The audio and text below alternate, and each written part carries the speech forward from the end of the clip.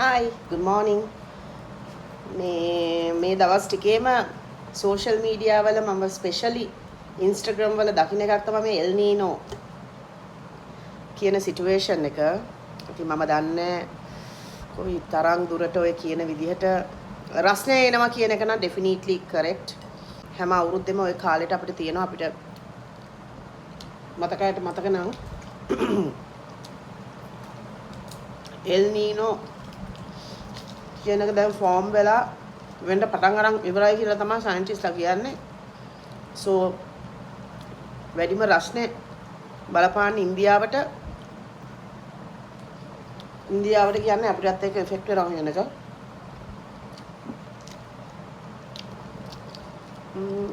News වල මම දැක්කා කියනවා නොවැම්බර් 13 ලෝකෙ විනාශ වෙනවා කියලා.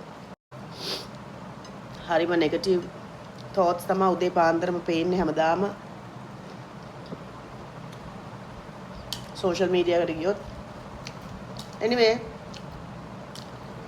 මොන දේ කොහොම වුණත් අපි හරියට හරි විදිහට ජීවත් වුණොත් අපිට හොඳක් වෙයි. ඒ වගේම මම හිතනවා ජීවිතේ අපිට මේ දීලා තියෙන කාලේ කොච්චර කෙටිද කියලා. හැම දවසක්ම පහු වෙනවා කියන්නේ ඉතින් අවශ්‍ය දවසින් දවස අඩු වෙනවා කියන එකනේ. ඒක නිසා හැම වෙලේම හොඳ කරන්න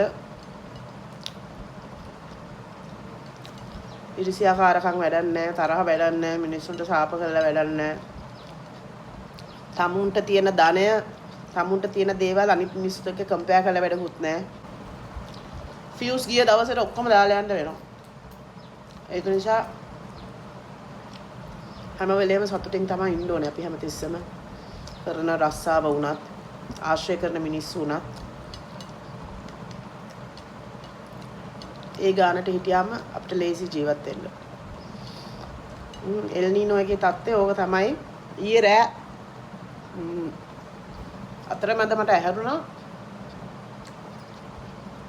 මගේ කාමරේ මට තාම කර්ටන්ස් දාගන්න බැරි වෙලා තියෙන්නේ. බැරි වෙලා තියෙන වෙන මොකුත් නෙමෙයි. මගේ තියෙන කම්මැලි කමල් ඌට ටිකක් වෙහෙස දරන්න ඕනේ. ඉතින් මං කියන්න ගියේ මගේ කාමරේට එළිය පොල් ගස් ටිකක් පේනවා ඒ වත්තේ. මට ඊ අතරමැද ඇහැරුණාම මාර හුලඟක්. ඒ කියන්නේ ඒ ගස් වැනෙනවා.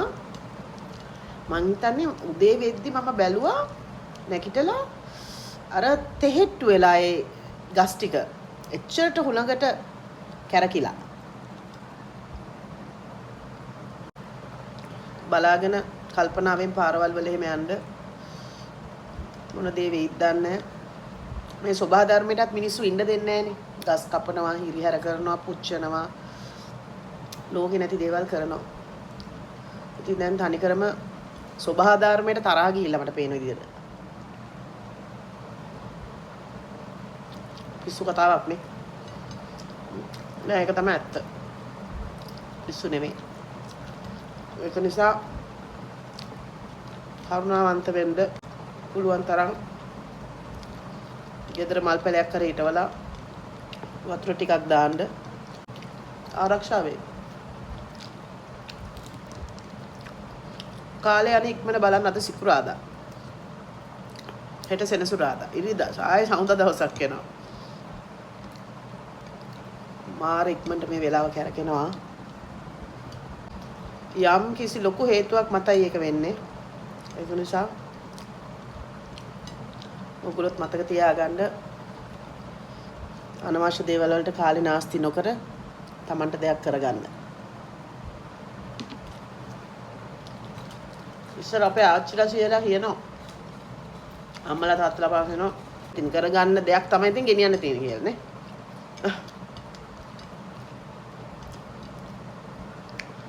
කාලයත් එක්ක පරිණත වෙදී තමයි මේ දේවල් තේරෙන්නේ. මේ සෝෂල් මීඩියා එක නම් මාර ප්ලැට්ෆෝම් එකක්. එක පැත්තකින් උදව් කරනවා මිනිසුන්ට ජීවත් වෙන්න. බිස්නස් එකක් මොකක් හරි කරගෙන ඒක platform එකේ දාලා ඒක විකුණ ගන්න. තව විදිහකින් රිලේෂන්ෂිප්ස් වලට ඉෆෙක්ට් කරනවා ඒක. ඉෆෙක්ට් කරනවා කියන්නේ එක්ක රිලේෂන්ෂිප්ස් හදනවා. එහෙම නැත්නම් රිලේෂන්ෂිප්ස් කඩනවා. මගුල් කීයක් නම් කැඩිලාද ඔය සෝෂල් මීඩියා නිසා. යාළුකම් කීයක් නම් පළුදු වෙලා ඇද්ද සෝෂල් මීඩියා නිසා. මිනිස්සු දන්නේ නැහැ සෝෂල් මීඩියා එක හසුරවන්න වෙලාවකට. මගේ හිටිය පරණ යාළුවෙක්. මාත් එක්ක වැඩ කරපු පිරිමි යාළුවෙක්. එක කාලෙක එයාගේ ජීවිතේ ටිකක් කරදරකාරී තත්ත්වයක් ආවහම එයා පොඩි පුතෙක් හිටියා යාට. එතකොට දැන් පුතා ලොකු ඇති. උයන්නවත් දන්නේ නැහැ. ළමයට කන්න දෙන්න උයන්න දන්නේ නැහැ. මම ගිහිල්ලා බොහොම සිම්පල් රෙසිපීස් ළමයින්ට කන්න පුළුවන් විදිහේ ළමයින්ට ආස කරන විදිහේ රෙසිපීස් මං සැර අඩු වෙන විදිහට කියලා දුන්නා. මං ඇත්තට දවස් කීපයක්ම ගිහිල්ලා උදව් කළා. මොසාවෙන්න මට ස්තුති කිව්වා. කවුරුත් නැති වෙලාවේ ඇවිල්ලා එක කියලා දීලා ඔන්න සමහරක් වෙලාවට එයා උයද්දි මම ළමයා බලා ගන්නවා. ඒ වගේ උදව් කරා මම. පස්සේ කාලෙක මේ රටේ දේශපාලනික වාතාවරණයක තියෙද්දි මොනවා හරි මම හිතන්නේ ස්ටේට් ඔෆ් ඉමර්ජන්සි එක ගැන මොනවා හරි මමත් මොකක් හරි වැරදියට කමෙන්ට් කරලා තිබ්බා. දැන් ඕනේ කෙනෙක්ට ඒ විදිහට වැරදියට කමෙන්ට් වෙන්න පුළුවන්. ඒ කියන්නේ ස්ටේට් ඔෆ් ඉමර්ජන්සි එකේ හරි තේරුම නොදැනගෙන හරි දැනගෙන හරි ඒක කරෙක්ට් කරන විදිහක් තියෙනවානේ. මෙයා ගැහුවා මට කමෙන්ට් එකක් පබ්ලික්ලි